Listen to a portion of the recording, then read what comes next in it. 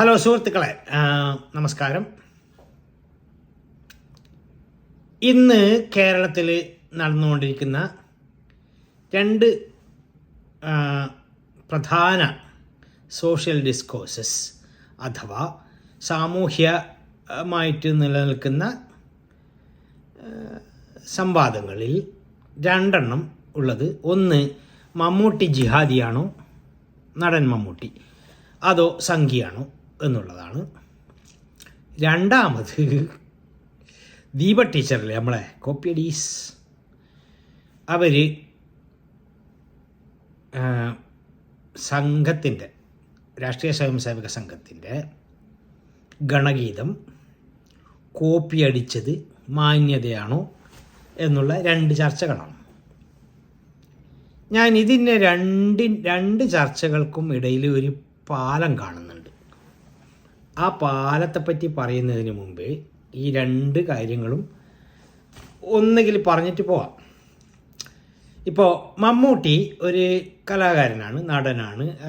കേരളത്തിൽ പലരും ബഹുമാനിക്കുന്ന, ഞാൻ അത്രയധികം ബഹുമാനിക്കുന്ന ഒരാളല്ല, എന്നാലും പലരും അത് അദ്ദേഹം മുസ്ലിം ആയതുകൊണ്ടൊന്നുമല്ല.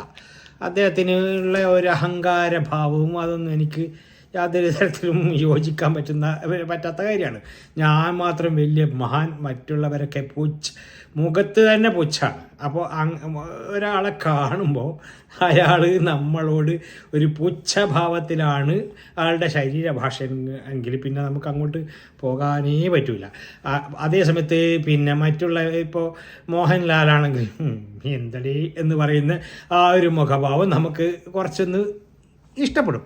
അത്രയും ഞാൻ പറയുന്നുള്ളൂ. അതിൽ യാതൊരു ജാതിയും മതവും രാഷ്ട്രീയമോ ഒന്നും തന്നെയില്ല. അതിൽ ഈ പറയുന്ന മമ്മൂട്ടിയെ പറ്റി പറയുന്ന കാര്യങ്ങൾ പറഞ്ഞിരിക്കുന്നത് പഴയകാല മാർക്സിസ്റ്റും ആധുനികകാല സുഡാപ്പിയുമാണ്. അതാണ് നമ്മൾ എന്നെ പോലുള്ള ആൾക്കാരൊക്കെ CPIM-ൻ്റെ തണലിൽ നിന്ന് പുറത്തു പോകാൻ കാരണം ഇതാണ്. പണ്ട് ഞങ്ങളൊക്കെ CPM ആയിരുന്നു, AKGയുടെയും കൃഷ്ണപ്പള്ളിയുടെയും അനുയായികളായിരുന്നു. ഇന്ന് നമുക്ക് സല്ലല്ലാഹു സലമ്മ പറയാൻ ഇഷ്ടമില്ലടേ. അതുകൊണ്ടാണ് നമ്മൾ മാറിയിരിക്കുന്നത്. ഓക്കെ, നിങ്ങൾ രാഷ്ട്രീയം പറയുമ്പം, തൊഴിലാളി വർഗ രാഷ്ട്രീയം പറയുമ്പം, തൊഴിലാളി വർഗ രാഷ്ട്രീയം പറഞ്ഞാൽ നമ്മൾ നിങ്ങളെ കൂടി ഉണ്ടാവും. നിങ്ങൾ സല്ലല്ലി സലൈവ സലമ പറഞ്ഞാൽ നമുക്ക് അതിൻ്റെ അർത്ഥം തന്നെ അറിയില്ല. അതെന്തോ അറബി വാക്കാണ്, എന്തോ മറ്റേ മുഹമ്മദ് നബി എന്തോ മഹാനാണെന്നൊക്കെ പറയുന്ന ഒരു പരിപാടിയാണത്. അതിൻ്റെ അർത്ഥം എനിക്കറിയില്ല. പക്ഷേ എന്തൊക്കെ പല്ലല്ല മറ്റേ സരിഗമ പദനിസ പറയുന്ന പോലത്തെ ഒരു പരിപാടിയായിട്ട് മാത്രമേ ഞാൻ അതിനെ കാണുന്നുള്ളൂ. അതിന് യാതൊരു അർത്ഥവും ഞാൻ കൊടുക്കുന്നില്ല. ഓക്കെ, പോട്ടെ. ഇതിൽ ഈ കാര്യം പുറത്ത് പറഞ്ഞിരിക്കുന്ന എന്താണ്, ഷർഷാദ് അങ്ങനെ എന്തോ ആണ് ഈ ചങ്ങായിൻ്റെ പേര്. ന്യൂ മാഹിക്കാരനാണ്. ന്യൂ മാഹി എന്ന് പറയുന്നത് കണ്ണൂരിൽ എൻ്റെ വീട്ടിൽ നിന്നും കുറേ ദൂരമൊന്നും പോകണ്ട. ഒരു ഇപ്പോൾ ഉള്ള ട്രാഫിക് നിയമപ്രകാരം, ട്രാഫിക് ഗതി പ്രകാരം ഏതാണ്ട് 1 മണിക്കൂറൊക്കെ ഡ്രൈവ് ചെയ്താൽ പോയി എത്തിച്ചേരാവുന്ന സ്ഥലമേ ഉള്ളൂ അത്. അപ്പോൾ അങ്ങനെയുള്ളൊരു സ്ഥലത്തു നിന്നുള്ള ചങ്ങായി പറയുന്ന ഭാഷയൊക്കെ എനിക്ക് ഏതാണ്ട് മനസ്സിലാവും. കണ്ണൂർ ഭാഷ തന്നെയാണ് അയാൾ പറയുന്നത്. സോറി. അപ്പോൾ അദ്ദേഹം പറഞ്ഞത് പ്രകാരം നമ്മൾ വിശ്വസിക്കുകയാണെങ്കിൽ മമ്മൂട്ടിയുടെ സ്വഭാവം അത്ര കണ്ട് മഹനീയമൊന്നുമല്ല. അത് പോട്ടെ, നമുക്ക് തിരിച്ച് ദീപ ടീച്ചറുടെ ഈ പ്ലാജിയറിസം പ്രശ്നത്തിലേക്ക് വരാം. പ്ലാജിയറിസം എന്ന് പറഞ്ഞാൽ കോപ്പി അടിക്കുന്ന പരിപാടിയില്ലേ. എന്തെങ്കിലും ഇപ്പം ഞാൻ 3ഓളം തിസീസ് എഴുതിയിട്ടുള്ള ഒരാളാണ് ഞാൻ. നമ്മൾ ഒരാളുടെ തത്വം എടുത്ത് എൻ്റെ പേപ്പറിൽ ഞാൻ കോപ്പി, ഇപ്പം മിഷൽ ഫൂക്കോ എഴുതിയ ഒരു കാര്യം, പാനോപ്റ്റിക്കനിസം അല്ലെങ്കിൽ അങ്ങനത്തെ എന്തെങ്കിലും ഒരു കാര്യം ഞാൻ എഴുതി എൻ്റെ പേപ്പറിലേക്ക് പകർത്തുമ്പോൾ ബ്രാക്കറ്റിൽ മിഷൽ ഫൂക്കോ എന്ന് എഴുതണം. എന്നിട്ട് അതിൻ്റെ ഡേറ്റും കൊടുക്കണം. എന്നിട്ട് അതിന് കണക്കായിട്ടുള്ള ഇപ്പോൾ പിന്നെ പണ്ട് ഹാർവാർഡ് യൂണിവേഴ്സിറ്റിയുടെ പിന്നെ എന്താണ് റെഫറൻസിങ് മെത്തേഡായിരുന്നു പണ്ട് എല്ലാവരും ഉപയോഗിക്കുന്നത്. ഇപ്പോൾ APA, അമേരിക്കൻ സൈക്കോളജിക്കൽ അസോസിയേഷൻ, അവരുടെ APA എന്ന് പറഞ്ഞ ഫോർമാറ്റാണ് പലരും ഉപയോഗിക്കുന്നത്. അങ്ങനെ ഏതൊരു യൂണിവേഴ്സിറ്റിക്കും ഇന്ന റെഫറൻസിങ് മെത്തേഡ് ഉപയോഗിക്കണം എന്നുള്ളൊരു നിഷ്കർഷ ഉണ്ടാകും. ആ നിഷ്കർഷ പ്രകാരം നമ്മൾ ബ്രാക്കറ്റിൽ അത് എഴുതിയിരിക്കണം. വാഴക്കുല എന്ന കവിത ചങ്ങമ്പുഴയുടേതാണെന്ന് ബ്രാക്കറ്റിൽ ചങ്ങമ്പുഴ എന്ന് എഴുതിയിരിക്കണം. വൈലോപ്പിള്ളി എന്ന് എഴുതാൻ പാടില്ല, അങ്ങനെ മാറ്റി പറയാൻ പാടില്ല. വാഴക്കുല ആരുടേതാണോ അത് അങ്ങനെ മാത്രമേ എഴുതാൻ പറ്റുള്ളൂ. മാർക്സ് പറയുന്ന ഒരു സിദ്ധാന്തം K. മാർക്സ് എന്ന് പറഞ്ഞിട്ട് ഡേറ്റും കൊടുത്തിട്ട് ആ പുസ്തകം പ്രസിദ്ധീകരിക്കപ്പെട്ട വർഷം കൊടുത്തിരിക്കണം. അങ്ങനെ കൊടുക്കുന്ന പരിപാടി ഇല്ലെങ്കിൽ നമ്മൾ പറയുന്നത് പ്ലാജിയറിസമാണ്, നമ്മൾ മോഷ്ടിക്കുകയാണ് ചെയ്യുന്നത്. ആ ആശയത്തെ മോഷ്ടിക്കുക. നിങ്ങൾക്ക് ഞാൻ പണ്ട് ഡീക്കൻ യൂണിവേഴ്സിറ്റിയിൽ ട്യൂട്ടറിങ് ചെയ്ത കാലഘട്ടത്തിൽ എൻ്റെ കുട്ടികളോട് ഞാൻ പറയുന്ന ഒരു കാര്യം, നിങ്ങൾക്ക് എത്ര 100 അല്ല 150 അല്ല 200 അല്ല 250 അല്ല 300 അല്ല 400 എത്ര വേണമെങ്കിലും കോട്ട് ചെയ്യാം. As long as you give credit to the other person who wrote that original work. Okay? ആ ഒറിജിനൽ പ്രവൃത്തി, ആ ഒറിജിനൽ വർക്ക്, ഒറിജിനൽ സാഹിത്യ സൃഷ്ടി നടത്തിയ ഒരാളുടെ പേര് ബ്രാക്കറ്റിൽ എഴുതിയിട്ട് ആ പ്രസിദ്ധീകരിച്ച വർഷവും കൂടി ഞാൻ നിങ്ങൾക്ക് മാർക്ക് കുറക്കേണ്ട ആവശ്യമില്ല. അവർ സത്യസന്ധമായിട്ട് എഴുതിയല്ലോ. പിന്നെ അതിൻ്റെ പേപ്പറിൻ്റെ ലാസ്റ്റ് പേജിൽ ബിബ്ലിയോഗ്രഫി അല്ലെങ്കിൽ റെഫറൻസസ്, ലിസ്റ്റ് ഓഫ് റെഫറൻസസ്, അങ്ങനെയൊക്കെ പല യൂണിവേഴ്സിറ്റിക്കും പല തരത്തിലും ഉണ്ടാവുക. അതിൽ ഇങ്ങനെ K. Marx 1848, K. Marx and Engels, K. Marx and F. Engels 1848, Communist Manifesto published by ഇന്ന പ്രസിദ്ധീകരിച്ച, എനിക്ക് ഓർമ്മയില്ല അന്ന് ആരാണ് ആദ്യമായിട്ട് പ്രസിദ്ധീകരിച്ചത്, എനിക്ക് ഓർമ്മയില്ല. ഒരു ഇംഗ്ലണ്ടിലുള്ള ഏതൊരു സ്ഥാപനം പ്രസിദ്ധീകരിച്ചു. അത് ഇങ്ങനെ എഴുതിയാൽ മതി. ഇംഗ്ലണ്ടിലായിരുന്നല്ലോ അവർ രണ്ടുപേരും ജർമ്മനിക്കാരാണെങ്കിലും ഇംഗ്ലണ്ടിലാണ് കൂടുതൽ കാലവും ജീവിച്ചിരുന്നത്. ഇങ്ങനെ എഴുതിയാൽ മതി.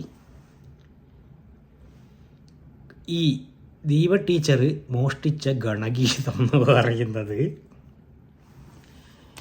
എൻ്റെ ദൈവമേ, ഞാൻ മനസ്സിലാക്കിയത് ഇന്ന് കാലത്താണ് അതിനെപ്പറ്റി ഞാൻ കൂടുതൽ മനസ്സിലാക്കിയത്. അത് എഴുതിയത് P. പരമേശ്വരൻ എന്ന് പറയുന്ന, പരമേശ്വർജി എന്ന് RSSകാർ ആദരപൂർവ്വം വിളിക്കുന്ന അവരുടെ വലിയൊരു ആചാര്യനാണ് P. പരമേശ്വരൻ. അദ്ദേഹമാണ് എഴുതിയതെന്നാണ് പറയപ്പെടുന്നത്. എന്താണ് വരികളൊക്കെ ഞാൻ സംഖ്യ അല്ലാത്തതുകൊണ്ട് വരികൾ വൈകാർട്ടല്ല കേട്ടോ.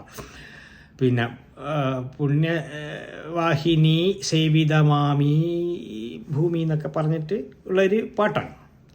അത് RSSകാർ ഗണഗീതമായിട്ട് കണക്കാക്കുന്ന ഒരു കാര്യമാണ്. അപ്പോൾ ഗണഗീതം എന്ന് പറയുന്നത് ഞാൻ വിചാരിച്ചത്, ഇപ്പം നമുക്ക് ദേശീയ ഗാനം എന്ന് പറയുന്നത് ജനഗണമന അധിനായക ജയ ഹേ, അങ്ങനെയല്ല ജനഗണമന പാടുന്നത്. അപ്പോൾ അതുപോലെ ഒറ്റൊരു ഗാനമായിരിക്കും ഏതൊരു രാഷ്ട്രീയ സംഘത്തിനും ഉണ്ടാവുകയെന്ന് അങ്ങനെ ഒരു മൂഢവിശ്വാസത്തിലായിരുന്നു ഞാൻ ഇത്ര കാലം ഉണ്ടായിരുന്നത്. പക്ഷെ ഗണഗീതങ്ങൾ കുറേ ഉണ്ടെന്നാണ് പറയുന്നത്. ഒരു രാഷ്ട്രീയ സ്വയം സേവക സംഘത്തിൻ്റെ പേരിൽ തന്നെ ഗണഗീതങ്ങളായിട്ട് കുറേ ഗീതങ്ങളുണ്ടെന്നാണ് പറയുന്നത്.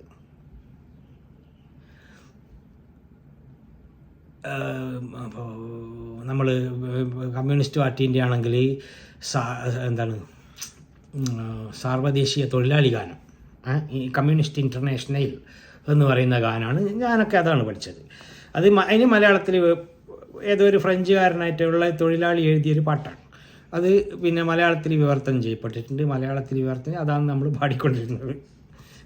ഇനി ഏതെങ്കിലും ഒരു സഖാവ് അല്ലെങ്കിൽ ഒരു ഗ്രൂപ്പ് ഓഫ് പിന്നെ ഈ പറയുന്ന ഗുണ്ടകളുണ്ടല്ലോ, കൊടിസുനി എന്നൊക്കെ പറയുന്ന ആ ടീമുകളൊക്കെ വന്നിട്ട് എന്നെ ആക്രമിച്ച് കൊല്ലുവാണെങ്കിൽ ഈ സാർവദേശീയ ഗാനം മലയാളത്തിൽ പാടി മരിക്കണമെന്ന് ആഗ്രഹിക്കുന്ന ഒരു പഴയകാല കമ്മ്യൂണിസ്റ്റുകാരനാണ് ഞാൻ. അത് പോട്ടെ, അങ്ങനെ ഒത്തിരി പാട്ട് ഉണ്ടാവുമെന്നാണ് ഞാൻ വിചാരിച്ചത്. പക്ഷെ അങ്ങനെയല്ല പോലും. കുറേ പാട്ടുകളുടെ ഞാൻ ഇന്ന് രാവിലെ എൻ്റെ ഒരു സുഹൃത്തായ രാഷ്ട്രീയ സ്വയംസേവക സംഘത്തിൻ്റെ കൂടെ പ്രവർത്തിച്ച തനി സ്വയം സേവകനായിട്ട് ജീവിച്ച ഒരാളോട്, എൻ്റെ ആത്മാർത്ഥ സുഹൃത്താണ് അദ്ദേഹം, സംസാരിച്ചിരുന്നു. അദ്ദേഹത്തിൻ്റെ പേര് വെളിപ്പെടുത്താനുള്ള അനുമതി ഞാൻ അങ്ങോട്ട് ചോദിച്ചിരുന്നില്ല. അതുകൊണ്ട് തന്നെ ആ അനുമതി എനിക്കില്ലാത്തത് കൊണ്ട് ഞാൻ അദ്ദേഹത്തിൻ്റെ പേരിപ്പോൾ വെളിപ്പെടുത്തുന്നില്ല. പക്ഷെ അദ്ദേഹത്തോട് ചോദിച്ചപ്പോൾ അദ്ദേഹം പറഞ്ഞത്, ഗണഗീതം എന്ന് പറയുന്നത് ഒന്നൊന്നുമല്ല, കുറേ പാട്ടുകളുണ്ടാവും. ഗണഗീതത്തിൻ്റെ സ്വഭാവം എന്താണെന്ന് വെച്ചാൽ അതിൽ എഴുതിയ ആളുടെ പേരുണ്ടാവില്ല. ഈ ഗണഗീതത്തിൻ്റെ ഒരു പുസ്തകം തന്നെ അദ്ദേഹം പറയുന്നതാണ്, ഞാനല്ല, എൻ്റെ കയ്യിലുണ്ട്. അതായത് എൻ്റെ സുഹൃത്തായ പണ്ടത്തെ രാഷ്ട്രീയ സ്വയംസേവക സംഘത്തിൻ്റെ പ്രവർത്തകൻ്റെ കയ്യിൽ ഗണഗീതത്തിൻ്റെ ഒരു വലിയ സമാഹാരം കോപ്പി തന്നെയാണ്, കുറേ ഗണഗീതങ്ങളുള്ളത് മലയാളത്തിൽ. അപ്പോൾ ആ ഗണഗീതങ്ങളിൽ എഴുതിയതാരാണെന്നുള്ള പേര് അവർ വെക്കാറില്ല. അതൊന്ന് ആലോചിച്ച് നോക്കുക. ഞാനൊരു ഞാൻ വലിയ കവിയൊന്നുമല്ല, പക്ഷെ ഞാൻ അത്യാവശ്യം കവിത എഴുതുന്ന ശീലമുള്ള ഒരാളാണ്. ഞാനൊരു കവിത എഴുതി കഴിഞ്ഞാൽ ഞാൻ എൻ്റെ ഫേസ്ബുക്ക് പേജിലാണ് അത് പുറത്തു വിടുക. എനിക്ക് കവിത എഴുതിയിട്ട് വലിയ കവിയാകണം എന്നുള്ള ആഗ്രഹമുള്ള ആളല്ല ഞാൻ. കവിതയാകണമെങ്കിൽ CPMൻ്റെയോ അല്ലെങ്കിൽ ഇടതുപക്ഷത്തിൻ്റെയോ ബാക്ക്ഗ്രൗണ്ടിൽ പ്രവർത്തിച്ചിട്ട് മാത്രമേ നിനക്ക് അതിന് ഉള്ള പ്രശസ്തി കിട്ടൂ എന്നുള്ള ആ ഒരു തല്ലിപ്പൊളി പരിപാടിയെ അംഗീകരിക്കുന്ന ഒരാളല്ല ഞാൻ. അതുകൊണ്ട് തന്നെ ഞാൻ എൻ്റെതായ ഫേസ്ബുക്ക് പേജ് നിർമ്മിച്ചിട്ട് അതിലാണ് എൻ്റെ കവിത കൊടുക്കാറുള്ളത്. അത് നല്ല കവിതയാണോ ചീത്ത കവിതയാണോ എന്ന് പറയുന്നത് എൻ്റെ പണിയല്ല. അത് സച്ചിദാനന്ദൻ പറഞ്ഞിട്ടുണ്ട്. ഏത് വലിയ കവിയാണെന്ന് വിചാരിക്കുന്ന സച്ചിദാനന്ദൻ തന്നെയും സച്ചിദാനന്ദൻ്റെ കവിതകൾ പഠനം എന്ന് പറഞ്ഞാൽ അദ്ദേഹം തന്നെ പറയാം, അത് മുഹമ്മദിൻ്റെ അടിയാണ് നല്ലത്, മുഹമ്മദിൻ്റെ അടിയാണ് നല്ലത്. ആരാ പറയുന്നത്? മുഹമ്മദ് തന്നെ. അങ്ങനെ സ്വന്തം കവിതകൾക്ക് ടിപ്പണി എഴുതുന്ന പരിപാടി എനിക്കില്ല. ഞാൻ പ്രശസ്തനാകാൻ ആഗ്രഹിക്കുന്നില്ല. എൻ്റെ മനസ്സിൽ വരുന്ന വികാരങ്ങളാണ് ഞാൻ കവിതകളായിട്ട് എഴുതുന്നത്. അത് ഇഷ്ടപ്പെടുന്ന ആൾ ഇഷ്ടപ്പെടുക, ഇഷ്ടപ്പെടാത്ത ആൾ ഇഷ്ടപ്പെടേണ്ട. ആരെങ്കിലും ഇങ്ങോട്ട് 4 വിമർശനം പറഞ്ഞിട്ടുണ്ടെങ്കിൽ ഞാനത് കേൾക്കും. കാരണം ഒരു രചന ഒരു രചയിതാവിൻ്റെ കയ്യിൽ നിന്നും പുറത്തു പോയി കഴിഞ്ഞാൽ പിന്നെ അത് വായനക്കാരൻ്റെ സ്വത്താണ് എന്ന് വിചാരിക്കുന്ന ഒരാളാണ് ഞാൻ. അത് വായനക്കാരൻ്റെ സ്വത്താണ്. അതിൻ്റെ മേലുള്ള പരമാധികാരം വായനക്കാരനാണ്. പിന്നെ നമുക്കതിനുള്ള പിന്നെ ഈ ലോയൽറ്റി കിട്ടുക എന്നൊക്കെ പറയുന്നത്, റോയൽറ്റി കിട്ടുക എന്നൊക്കെ പറഞ്ഞിട്ട് പിന്നെ പൈസ കിട്ടുന്ന പരിപാടിയില്ല. കവിത എഴുതി കഴിഞ്ഞാൽ ഞാൻ അതിൽ വിശ്വസിക്കുന്നത്. എനിക്ക് മാന്യമായൊരു തൊഴിലുണ്ട്, ആ തൊഴിൽ ചെയ്തിട്ട് ഉപജീവനം കഴിച്ചാൽ മതി. അത് ഞാൻ മരിക്കുന്നവരെ അതെന്നെ എനിക്ക് അധ്വാനിച്ച് ജീവിക്കാനുള്ള കഴിവുണ്ട്, അത് ഞാൻ ചെയ്യും. കവിത എഴുതിയിട്ടോ കഥ എഴുതിയിട്ടോ പൈസ ഉണ്ടാക്കുന്ന പരിപാടിയില്ല. ഇപ്പം ചെയ്യുന്ന യൂട്യൂബ് പരിപാടിയിൽ പോലും 5 പൈസ, ഇനി അഥവാ എന്തെങ്കിലും 5 പൈസ കിട്ടുവാണെങ്കിൽ അത് ഞാൻ എങ്ങനെയെങ്കിലും പാവങ്ങൾക്ക് വേണ്ടി ദാനം ചെയ്യും. അത് ഇതുവരെ കിട്ടിയിട്ടില്ല. കിട്ടിയാൽ അത് അങ്ങനെയുള്ള ഉദ്ദേശത്തിൽ പറയുന്നത് നമ്മളുടെ വികാരം, നമ്മളുടേതായ അഭിപ്രായങ്ങൾ, നമ്മളുടേതായ ചിന്തകൾ പറയാൻ വേണ്ടിയിട്ടാണ് ഇങ്ങനെയുള്ള മാധ്യമങ്ങൾ ഉപയോഗിക്കുന്നത്, അല്ലാതെ മറ്റുള്ളൊരു കാര്യത്തിന് വേണ്ടിയിട്ടല്ല. ഈ ദീപ ടീച്ചർ എന്ന് പറയുന്നവൾ RSSൻ്റെ ഒരു ഗണഗീതത്തെ കോപ്പി അടിച്ചിട്ട് ബ്രാക്കറ്റിൽ അവളുടെ പേരും വെച്ചില്ല, എഴുതിയ ആളുടെ പേരും വെച്ചിട്ടില്ല. അപ്പോൾ എഴുതിയ ആളുടെ പേര് കിട്ടാൻ സാധ്യതയില്ല. കാരണം ഞാൻ നേരത്തെ പറഞ്ഞല്ലോ, ഗണഗീതത്തിൻ്റെ പുസ്തകത്തിൽ ആരുടെ പേരും തന്നെയും RSSകാർ വെക്കാറില്ല. കാരണം എന്ന് വെച്ചാൽ അവർ രാഷ്ട്രത്തിന് വേണ്ടി പ്രവർത്തിക്കുന്നവരാണ്. അപ്പോൾ അവർ രാഷ്ട്രത്തിന് വേണ്ടി സ്വയം സമർപ്പിച്ച് പ്രവർത്തിക്കുന്നവരായതുകൊണ്ട് തന്നെ അവരൊരു കാരണവശാലും തൻ്റേതായ പേര് സ്ഥാപിക്കാൻ വേണ്ടി ഒന്നും ചെയ്യുന്നില്ല എന്നുള്ളതാണ് അതിൻ്റെ ഒരു പ്രധാന പ്രശ്നം. അതാണ് അതിൻ്റെ ഉൾക്കാമ്പ് അതാണ്. ഓക്കെ, അപ്പോൾ അങ്ങനെ മനസ്സിലാക്കി കഴിഞ്ഞാൽ ഇയാളുടെ പേര് കിട്ടൂല. എന്നാലും ബ്രാക്കറ്റിൽ RSSൻ്റെ അല്ലെങ്കിൽ രാഷ്ട്രീയ സ്വയംസേവക സംഘത്തിൻ്റെ ഗണഗീതം എന്നെഴുതിയാൽ പോരെ? പ്രശ്നം തീർന്നില്ല. പ്രശ്നം തീർന്നില്ലേ പ്ലാജിക്കുട്ടിയമ്മേ? ഈ ദീപ ടീച്ചറെ ഞാൻ വിളിക്കാൻ വിചാരിക്കുന്ന ഒരു പേര് പ്ലാജിക്കുട്ടിയമ്മ എന്നാണ്. എന്നുവെച്ചാൽ പ്ലാജിയറിസം ചെയ്യുന്ന പലരും പ്ലാജിയറിസം ചെയ്യുന്നുണ്ട്. ആ പ്ലാജിയറിസം ചെയ്യുന്നവരുടെ മാതാവ്, അതാണ് പ്ലാജിക്കുട്ടിയമ്മ. നമ്മളെ പണ്ട് താത്രിക്കുട്ടിയമ്മയൊക്കെ ഉണ്ടല്ലോ, മറ്റേ ഇതിൻ്റെ എന്താണ് അതിന് പറയുക, പിന്നെ ഒരു വിചാരണയൊക്കെ നടന്ന താത്രിക്കുട്ടിയമ്മ, പോട്ടെ, അത് എനിക്ക് ഓർമ്മയില്ല. അപ്പോൾ അങ്ങനെയുള്ള സ്മാർത്ഥ വിചാരത്തിൻ്റെ താത്രിക്കുട്ടിയമ്മയെ പോലെ നമുക്ക് പ്ലാജിക്കുട്ടിയമ്മ എന്ന് ഈ ദീപ ടീച്ചറെ വിളിക്കാൻ ഞാൻ ആഗ്രഹിക്കുന്നുണ്ട്. കാരണം അവർ കേരളത്തിൻ്റെ ആസ്ഥാന പ്ലാജിക്കുട്ടിയമ്മയാണ് എന്നാണ് എൻ്റെ അഭിപ്രായം. കാരണം പ്ലാജിയറിസം ചെയ്യുന്നതിൽ വളരെയധികം പ്രാവീണ്യം നേടിയിട്ടുള്ള ഒരു സ്ത്രീയാണ്. ആ പ്ലാജിയറിസത്തിൻ്റെ ആൾക്കാരുടെ ഒരു മാതാവാണ് എന്ന് ഞാൻ വിചാരിക്കുന്നുണ്ട്. ഇനി എനിക്ക് പറയാനുള്ള പ്രധാന പോയിന്റ്, എന്തുകൊണ്ടായിരിക്കാം ഈ സന്ദർഭത്തിൽ ഇങ്ങനെയൊരു പ്ലാജിയറിസം വന്നുപെട്ടത് കേരളത്തിൽ?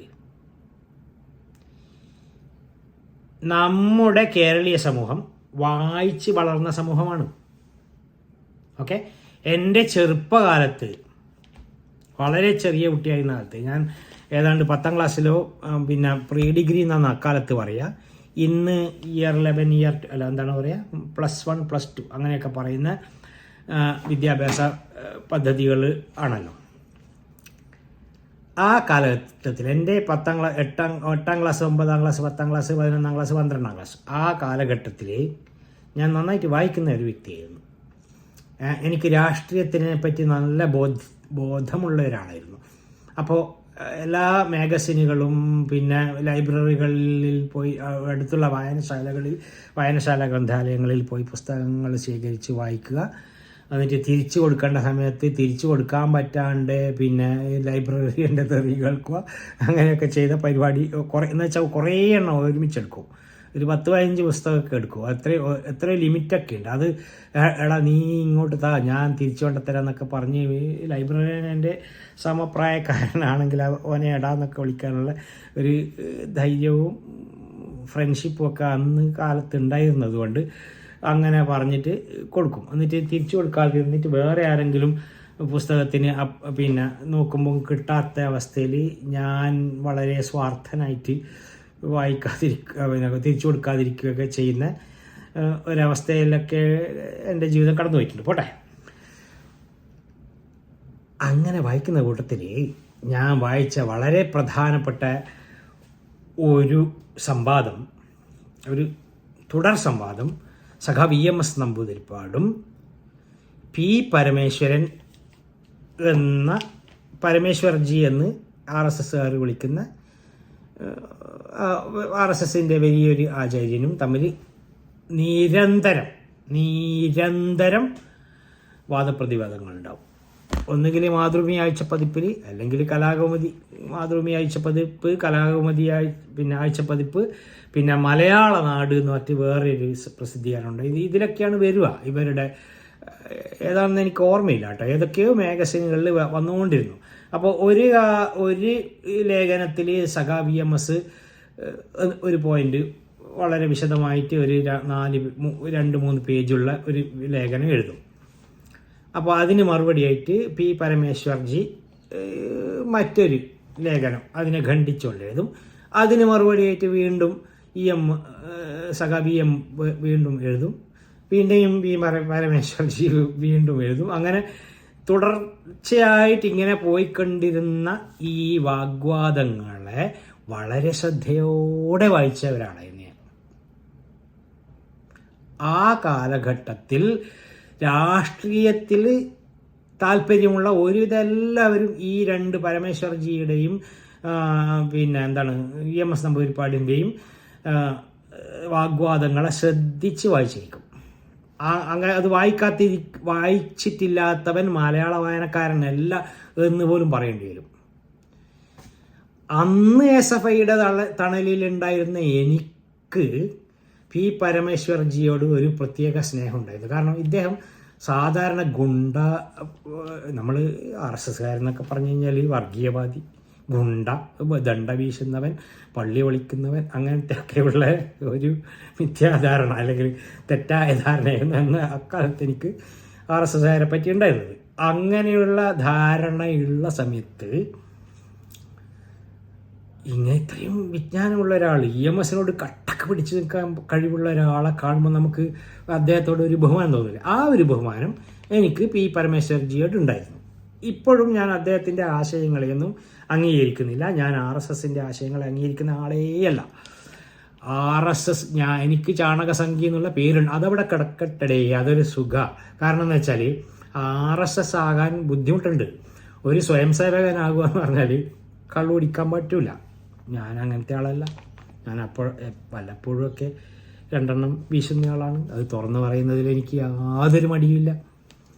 എല്ലാ സമയത്തും കള്ളു കുടിച്ചിട്ട് ഓട്ടുമ്പോൾ കിടക്കുന്ന ആളുമല്ല. പിന്നെ RSSൻ്റെ പ്രവർത്തകരിൽ എന്താണ് അതിൻ്റെ പ്രചാരക്ക് പോലത്തെ ലെവലിലേക്ക് എത്തണമെങ്കിൽ, ഞാൻ കേട്ടറിഞ്ഞതാണ്, പിന്നെ ആ ലെവലിലേക്ക് എത്തണമെങ്കിൽ കല്യാണം കഴിക്കാൻ പറ്റില്ല. ഞാൻ വിവാഹിതനാണ്, എനിക്ക് 2 കുട്ടികളുണ്ട്. പിന്നെ മത്സ്യമാംസങ്ങൾ കഴിക്കാൻ ചില പല പിന്നെ പ്രശ്നങ്ങളുണ്ട്. ഞാൻ ബീഫ് കഴിക്കാറില്ല. ബീഫ് കഴിക്കാത്തത് എനിക്ക് ഇതല്ല, എന്താണ്, മതപരമായ പ്രശ്നമല്ല. എനിക്ക് ഗൗട്ട്, യൂറിക് ആസിഡിൻ്റെ പ്രശ്നമുണ്ട്. അതുകൊണ്ട് എനിക്ക് ബീഫ് കഴിക്കാൻ പറ്റില്ല. പക്ഷേ ഞാൻ അതുകൊണ്ട് തന്നെ ബീഫ് കഴിക്കാറില്ല, പന്നി മാംസവും കഴിക്കാറില്ല. പക്ഷേ ചിക്കൻ കഴിക്കുന്ന ആളാണ് ഞാൻ, മത്സ്യങ്ങളൊക്കെ കഴിക്കുന്ന ഒരാളാണ് ഞാൻ. അപ്പോൾ ഇതൊന്നും ഒഴിവാക്കിയിട്ട്, ഇതൊക്കെ പിന്നെ ദേഷ്യം വരാൻ പറ്റില്ല, തോന്നിയാസം പറയാൻ പറ്റില്ല, ചീത്ത. ഞാൻ അത്യാവശ്യമൊക്കെ ആൾക്കാരോട് ദേഷ്യം വന്നാൽ എൻ്റെ ഫ്രണ്ട്സിനോടൊക്കെ, എൻ്റെ ക്ലോസ് ഫ്രണ്ട്സിനോടൊക്കെ പച്ചത്തെറി പറയുന്ന ഒരാളാണ് ഞാൻ. അത് എൻ്റെ ക്ലോസ് ഫ്രണ്ട്സിനോട് മാത്രമേ ഞാൻ ചെയ്യുള്ളൂ. അവർക്ക് എന്നോട് സ്നേഹമുള്ളതുകൊണ്ട് അത് അവരൊക്കെ ക്ഷമിക്കും. അതൊന്നും ഇല്ലാത്ത ഒരാളായിട്ട് ജീവിക്കാൻ പറ്റൂല. RSSകാരന് ബുദ്ധിമുട്ടുണ്ട്. അങ്ങനെ ബുദ്ധിമുട്ടില്ലാതെ നിങ്ങൾ എന്നെ ഒരു സ്വയം സേവകൻ്റെ ലെവലിലേക്ക് ഉയർത്തുന്നുണ്ടെങ്കിൽ താങ്ക് യു വെരി മച്ച്. അതെനിക്കിഷ്ടം, നല്ല കാര്യം. അത് എന്താ പ്രശ്നം? എനിക്കത് ചോദിക്കാനുള്ളത്, എന്താണ് അതിൽ തെറ്റുള്ളത്? ഇന്ത്യ ഭരിക്കുന്ന പ്രധാനമന്ത്രി, ജൂലൈ 4 കഴിഞ്ഞാലും ഇന്ത്യ ഭരിക്കുന്നത് പ്രധാനമന്ത്രി മോദി തന്നെയായിരിക്കും. അദ്ദേഹം RSSകാരനാണ്. കേരളത്തിലെ ഗവർണർ RSSൻ്റെ സഹചാരിയാണ്, ആരിഫ് മുഹമ്മദ് ഖാൻ അല്ലേ? ആണോ? ഇല്ല, മുസ്ലിമാണ്. അദ്ദേഹം RSSൻ്റെ സമാന്തര പ്രവർത്തകനാണ്. അപ്പോൾ അതിൽ എനിക്ക് യാതൊരു ദുഃഖവും തോന്നിയിട്ടില്ല. അങ്ങനെ എന്നെ വിളിക്കുന്നതിൽ എനിക്ക് യാതൊരു മടിയില്ല. നിങ്ങളെന്നെ സംഗീതം വിളിച്ചു കഴിഞ്ഞാൽ I am very happy about it. Okay. ഈ പറയുന്ന ദീപ ടീച്ചർ ചെയ്ത ഒരു പരിപാടി തെറ്റായി പോയിന്നോ ശരിയായി പോയിന്നോ പറയുന്നതിന് പകരം ഞാനൊരു ഇതെടുത്തോട്ടെ. പകരം ഈ പ്ലാജിയറിസം എന്ന് പറയുന്ന കോപ്പിയടി പരിപാടിയിൽ സാക്ഷാൽ കാൾ മാർക്സിന് പോലും പണ്ട് കാലത്ത് അലിഗേഷൻ ഉണ്ടായിരുന്നു. റുഡോൾഫ് റോക്കർ എന്ന് പറയുന്ന വ്യക്തി കാൾ മാർക്സിനെതിരായിട്ട്, റുഡോൾഫ് റോക്കറുടെ അനാർക്കിസം എന്ന തീമിൽ നിന്നാണ് കാൾ മാർക്സിൻ്റെതായ ആശയങ്ങൾ വികസിപ്പിച്ചത് എന്ന് പറയുന്നുണ്ട്. പിന്നെ ഡേവിഡ് മെക്നലി എന്ന് പറയുന്ന ആൾ എഴുതിയ ചെറിയൊരു പാംഫ്ലെറ്റിൽ സോഷ്യലിസം ഫ്രം ബിലോ എന്നതിൽ നിന്നും കാൾ മാർക്സ് കോപ്പിയടിച്ചു എന്നുള്ള ആരോപണങ്ങൾ കാൾ മാർക്സിന് കേൾക്കേണ്ടി വന്നിട്ടുണ്ട്. വിക്ടർ കോൺസിഡറൻറ്റ് എന്ന് പറയുന്ന ആളുടെ മാനിഫെസ്റ്റോ ഓഫ് ഡെമോക്രസി എന്ന പുസ്തകത്തിൻ്റെ കോപ്പിയടിയാണ് കമ്മ്യൂണിസ്റ്റ് മാനിഫെസ്റ്റോ എന്നുള്ള ആരോപണം കാൾ മാർക്സും ഏംഗൽസും നേരിടുന്നുണ്ട്, ഇപ്പോഴും നേരിടുന്നുണ്ട്. ഈ തരം ആരോപണങ്ങളെ ഏംഗൽസ് മാർക്സ് ഏതാണ്ട് മരിക്കാനായ കാലഘട്ടത്തിലാണ് ഈ ആരോപണങ്ങൾ ഉണ്ടാകുന്നത്. ഏംഗൽസ് അതിനെ പ്രതിരോധിക്കാൻ ശ്രമിച്ചിട്ടുണ്ട്. പക്ഷേ ഇപ്പോഴും അതിൻ്റെ കളങ്കം അവിടെ നിലനിൽക്കുന്നുണ്ട്. പക്ഷേ എനിക്കറിയുന്ന ഒരു കാര്യം എന്താണെന്ന് വെച്ചാൽ കാൾ മാർക്സ് ആയാലും ഏംഗൽസ് ആയാലും അവരുടെ ഗ്രന്ഥങ്ങൾ എഴുതുമ്പം, അവരുടെ ലേഖനങ്ങൾ എഴുതുമ്പം അവർ വേണ്ട വിധത്തിൽ റഫറൻസിങ് ചെയ്തിട്ടുണ്ടെന്നാണ് എൻ്റെ അഭിപ്രായം. എന്നാൽ അങ്ങനെയായിരുന്നില്ല നമ്മുടെ സ്വന്തം സഖാവ് EMS നമ്പൂതിരിപ്പാട്. അദ്ദേഹം ഇത് എൻ്റെ കയ്യിലുള്ളത് ഇന്ത്യൻ സ്വാതന്ത്ര്യ സമര ചരിത്രം എന്ന് പറഞ്ഞ ഈ പുസ്തകമാണ്. EMS എഴുതിയ ഏറ്റവും വലിയ പുസ്തകം ഇതായിരിക്കും. ഇന്ത്യൻ സ്വാതന്ത്ര്യ സമര ചരിത്രത്തിൻ്റെ ചരിത്രം EMS പറയാൻ ശ്രമിച്ചതാണ്. അതിൻ്റെ ആദ്യത്തെ 2 പേജുകളിൽ മാർക്സ്, ഏംഗൽസ്, ലെനിൻ ഇത് മാത്രമേ ഉള്ളൂ. നമ്മൾ പറയുന്നത് കേട്ട് കഴിഞ്ഞാൽ മാർക്സും ഏംഗൽസും അങ്ങന്ന് ജർമ്മനിയിൽ നിന്ന് ഇന്ത്യയിൽ വന്നിട്ട് പിന്നെ ബ്രിട്ടീഷുകാർക്കെതിരായിട്ട് പൊരുതുന്ന പോലെ തോന്നിപ്പോയി ഈ പുസ്തകം വായിച്ചു കഴിഞ്ഞാൽ. അല്ലേ, ലെനിൻ മോസ്കോയിൽ നിന്ന് വന്ന് ഡൽഹിയിൽ വന്നിട്ട് മറ്റേ ഔറംഗസേബിൻ്റെ കൊട്ടാരത്തിൽ ഇരുന്നുകൊണ്ട് ബ്രിട്ടീഷ് ഈസ്റ്റ് ഇന്ത്യ കമ്പനിക്കെതിരായിട്ട് പിന്നെ പടപൊരുതിയത് പോലെ തോന്നിപ്പോകും. അങ്ങനെയുള്ള ഒരു പുസ്തകം ഇത്. പോട്ടെ, ആ പുസ്തകത്തിൽ ഏതെങ്കിലും ഒരു ചാപ്റ്ററിൽ ഞാൻ ഓരോ ചാപ്റ്ററും ഇതൊരു ചാപ്റ്ററിൻ്റെ എൻഡിങ് ആണ്. ഏതെങ്കിലും ഒരു ചാപ്റ്ററിൽ പിന്നെ ലിസ്റ്റ് ഓഫ് റെഫറൻസ് കൊടുത്തിട്ടുണ്ടോ? ഏതെങ്കിലും ഒരു ചാപ്റ്ററിൽ? എൻ്റെ കയ്യിലുള്ള പുസ്തകം കാണിച്ചിട്ടാണ് ഞാൻ പറയുന്നത്. ഇത് വെറുതെ പറയുന്നതല്ല. ലാസ്റ്റ് പേജിൽ, പുസ്തകത്തിൻ്റെ അവസാനത്തെ പേജിൽ ഒറ്റ ഞാനത് എടുത്തോട്ടെ, കുറച്ചൊന്ന് ക്ഷമിക്കും. നിങ്ങൾക്ക് സമയം പോകുന്നുണ്ടെന്നുള്ള കാര്യം ഞാൻ പരിഗണിക്കുന്നുണ്ട്. പക്ഷേ എന്നാലും എനിക്ക് എൻ്റെ വിരലുകളിലൂടെ അത് എടുത്ത് കിട്ടാനുള്ള ഒരു പ്രയാസം. ഇത് ലാസ്റ്റിൽ നാമസൂചിക എന്ന് പറഞ്ഞൊരു പേജ് കൊടുത്തിട്ടുണ്ട്. അതിലാദ്യം തന്നെ റോബർട്ട് ക്ലൈവ് ആരാണ്, മറ്റേ സിറാജുദ്ദൗള ആരാണ്, മിർജാഫർ ആരാണ്, അങ്ങനെയുള്ള ഒരാളെ വിശദീകരിക്കുന്ന കാര്യങ്ങൾ മാത്രമേ പറഞ്ഞിട്ടുള്ളൂ. അപ്പോൾ ഈ പുസ്തകത്തിൻ്റെ ഏതാണ്ട് 1000-ലധികം പേജുള്ള പുസ്തകമാണ് ഇത്. ഏതാണ്ട് ഈ നാമസൂചികക്ക് മുമ്പിലാണെങ്കിൽ 1060ഓളം, 1061-ാമത്തെ ഇവിടെ നോക്ക്, ഇവിടെ കാണുന്നുണ്ട് നിങ്ങൾ. 1061-ാമത്തെ പേജിലാണ് പുസ്തകം തീരുന്നത്. ഈ 1061-ാമത്തെ പേജ് വരെ ഈ പുസ്തകത്തിൻ്റെ ഈ പുസ്തകത്തിൽ EMS നമ്പൂതിരിപ്പാട് പറഞ്ഞ ആശയങ്ങൾ എവിടുന്നാണ് കിട്ടിയെന്ന് അദ്ദേഹം പറയുന്നേയില്ല. ഇടയ്ക്കൊക്കെ ചില സ്ഥലത്തൊക്കെ പറയുന്നുണ്ട്. ചില സ്ഥലത്തൊക്കെ ഇപ്പോൾ റായത്ത്വാരി സിസ്റ്റം അല്ലെങ്കിൽ ജമീന്ദാരി സിസ്റ്റം, റായത്ത്വാരി സിസ്റ്റം അതൊക്കെ പറയുമ്പോൾ ഇന്ന പുസ്തകത്തിൽ ഇന്നയാൾ പറയുന്നത് പോലെ എന്നൊക്കെ പിന്നെ പറഞ്ഞിട്ടുണ്ട് എന്നല്ലാതെ റഫറൻസിങ് മെത്തേഡ് ഉപയോഗിച്ചിട്ടേയില്ല. അങ്ങനെ കോപ്പിയടി പരിപാടി മലയാള സാഹിത്യത്തിൽ സമുദ്ഘാടനം ചെയ്തത് EMS നമ്പൂതിരിപ്പാടാണ്, സുനിൽ പിള്ളയുടെമല്ല. അയാളുടെ പിന്നെ ഡോക്ടറൽ തീസിസിൽ 80% സിമിലാരിറ്റി ഉള്ളതാണെന്ന് കണ്ടുപിടിച്ചിട്ട് അയാളെ എങ്ങനെയൊക്കെ വഴുതി രക്ഷപ്പെട്ട പരിപാടിയൊക്കെ നമുക്കറിയാം. സുനിൽ പിള്ളയുടെമല്ല, സുനിൽ പിള്ളയുടെ മൂരാച്ചി പ്ലാജിയറിസ്റ്റാന്നുള്ള കാര്യം നമുക്കറിയാം. പക്ഷെ അതിൻ്റെയും തലതൊട്ടപ്പനാണ് EMS നമ്പൂതിരിപ്പാട് എന്നുള്ളതാണ് ഞാൻ ഇപ്പം പറഞ്ഞ പോയിന്റ്.